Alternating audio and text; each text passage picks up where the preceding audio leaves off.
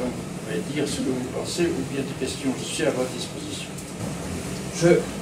Tout d'abord, je voudrais vous remercier parce que je pense que vous avez été bien au-delà de René Girard.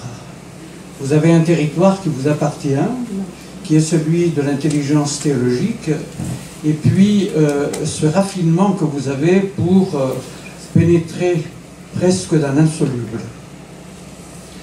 Alors, ce que je retiens, c'est que vous avez très bien défini effectivement le cœur même de la pensée de René Girard, qui est loin d'être un philosophe.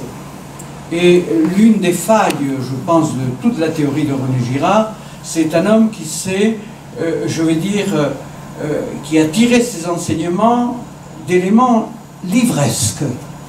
Ce n'est pas quelqu'un qui a fait du terrain, ce qui, pour un anthropologue, est quand même une petite insuffisance. Ceci étant, je ne sais pas s'il pénètre beaucoup dans le christianisme, je n'en sais rien. Bon, vous avez, je ne sais pas si vous avez lu la réception de Girard par l'autre méridional, qui était donc Michel Serres. Je n'ai pas lu. Pas du tout, mais c'est exactement ça. C'est-à-dire, ce qui sauve véritablement le christianisme, c'est pas du tout donc le sacré, c'est le saint, la sainteté. Voilà.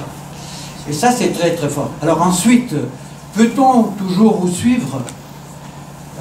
Je n'en sais rien, moi je suis incapable de le dire. J'ai beaucoup aimé la fin, lorsque vous avez cité Saint Paul. Il y a un terme qui est réparateur de la violence, mais vous le savez, et c'est presque, je dirais, quelque chose de tout à fait conventionnel, c'est l'amour. Mais l'amour au sens fort de caritas. Bon, voilà. Et c'est peut-être la seule force qui nous distingue de tout le reste. Une petite remarque aussi, c'est que nous ne sommes plus dans des sociétés primitives. Nous sommes dans des sociétés qui sont des sociétés modernes, mais qui sont peut-être plus régressives que les primitives. Et la force de destruction est certainement beaucoup plus accrue qu'avant. L'autre remarque, c'est que nous sommes passés peut-être pour nous des sociétés qui étaient polythéistes à des sociétés, en tout cas pour nous, qui sont effectivement monothéistes. Ce qui change quand même un petit peu les données des choses.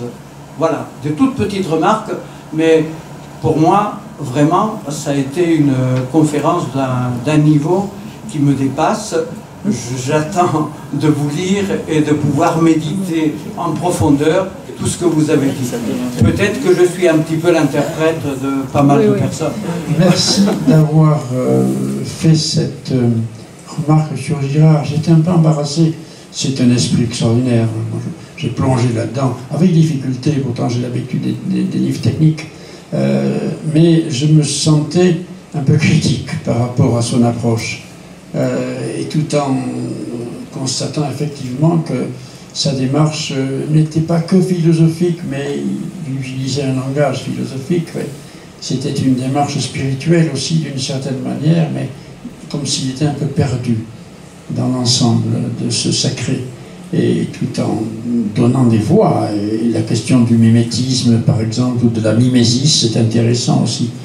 Mais je partage un peu vos critiques par rapport au travail de l'homme. Oui. C'est un chartiste au départ. Il a fait l'école des Chartes. Il part aux États-Unis parce qu'en France, c'est plutôt couché. Il va enseigner dans de très grandes universités. Et puis, il se rend compte effectivement de ce concept de mimésis dont il tire. Bon, il y a dans son petit ouvrage de 1962, sur... Des choses cachées depuis la fin du monde. Non, non, c'est pas ça. Non, c'est Vérité romantique. Ah oui, et c'est très bien. Il y a un chapitre merveilleux sur le Don Quichotte. Parce que le Don Quichotte, c'est l'imitation, justement, d'Amélis de Gaulle. C'est ça, au départ.